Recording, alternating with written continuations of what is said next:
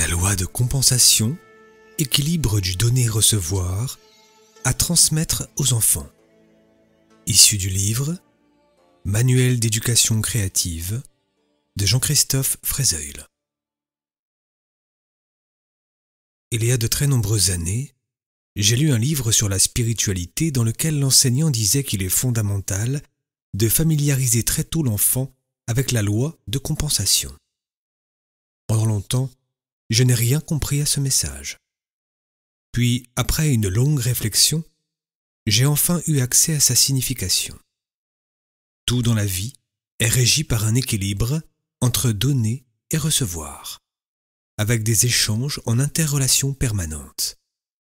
Par conséquent, lorsque nous recevons, nous pouvons nous demander librement comment compenser ce don, soit par un remerciement, soit par un acte que nous posons.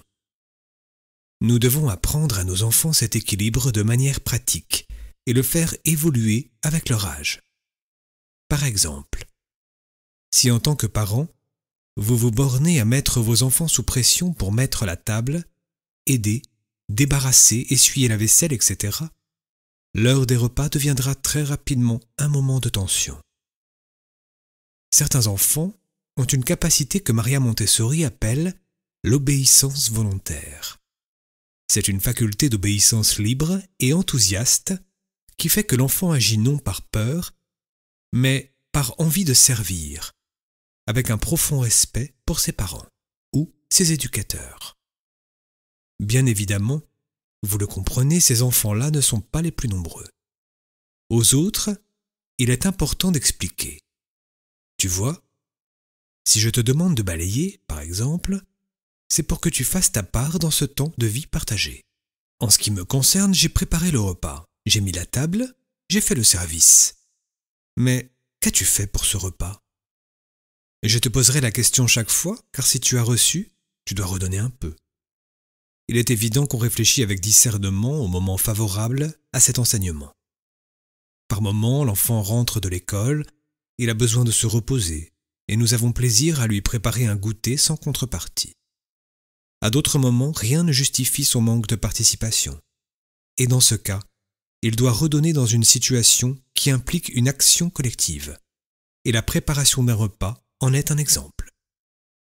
Dans de nombreux cas, il faut expliquer à l'enfant ce que vous cherchez à construire chez lui pour qu'il soit heureux et en paix dans sa vie.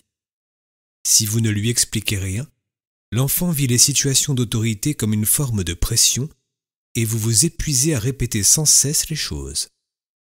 Il faut avoir confiance dans sa compréhension et son aptitude à mettre en action sa responsabilité dans une situation appropriée. On ne lui demande pas d'être parfait, on lui demande de comprendre, dans le sens étymologique du mot « prendre en soi », pour agir avec les lois universelles. Donner, recevoir,